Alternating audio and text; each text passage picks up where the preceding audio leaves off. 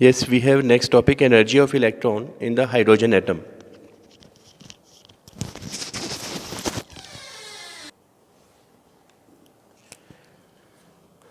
Let us consider the hydrogen electron.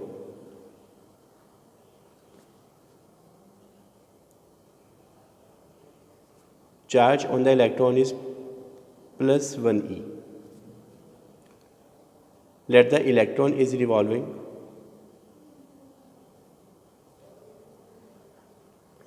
Charge on the electron is minus e. Velocity of the electron is v. We can write this is Vn. Radius is Rn. Now, Coulomb force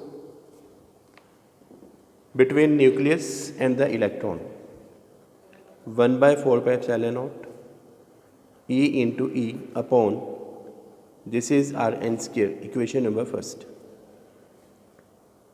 Now the centripetal force when the electron is revolving in the circular orbit, this is mv square upon r. Now the Coulomb force is equal to the centripetal force. Therefore we can write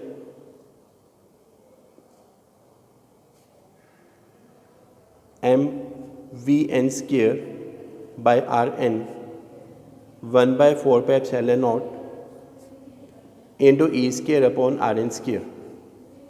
This Rn will be cancelled, so we get mvn square 1 by 4 pi epsilon 0. This is E square upon Rn. Now multiply both sides by 1 by 2.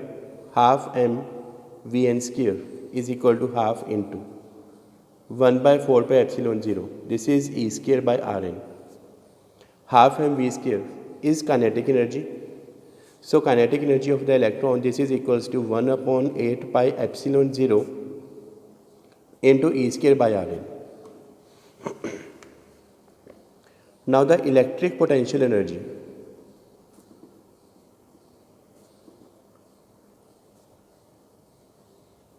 Electric potential energy is equal to 1 by 4 pi epsilon 0 into charge on the nucleus is E upon distance Rn into moving electron is minus E. So we can write 1 by 4 pi epsilon 0 minus E square by Rn. Now total energy. It is the sum of kinetic energy and electric potential energy. Kinetic energy is 1 upon 8 pi epsilon 0 into E square by Rn minus 1 by 4 pi epsilon 0 into E square by Rn. So we can write minus, we can take out common, and after calculating minus 1 by 8 pi epsilon 0, this is E square by Rn. This is the relation for the total energy of the electron in the hydrogen atom. Now for the radius, Rn is equal to, we have proved earlier, n square h square epsilon upon pi m into E square. Now we can put the value of radius here, 1 upon 8 pi epsilon 0 into E square upon Rn is n square h square epsilon naught pi m into E square. So total energy, this is equal to minus 1 upon 8 pi epsilon naught square n square h square pi m into E power 4. Now pi is constant, epsilon naught constant, h constant, and m constant, E is constant. By calculating all these value, we can write minus 13.6 upon n square into EV. If n is equal to 1, first orbit, this is called ground state. So energy in the first orbit E1 is equal to minus 13.6 eV. By putting n is equal to 1 here, we can calculate minus 13.6 eV. If n is equal to 2, this is called first excited state.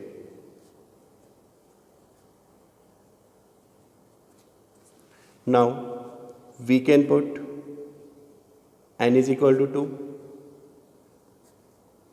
This is 2 square 4. It will be minus 3.9 into eV. If n is equal to 3, this is called second excited state.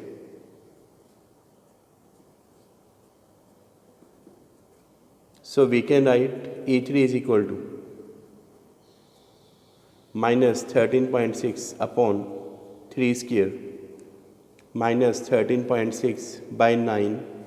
So it is minus 1.5 eV approximate.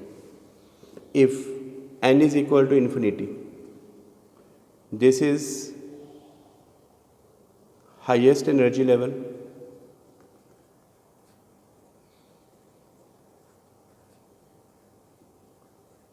So energy will be 0.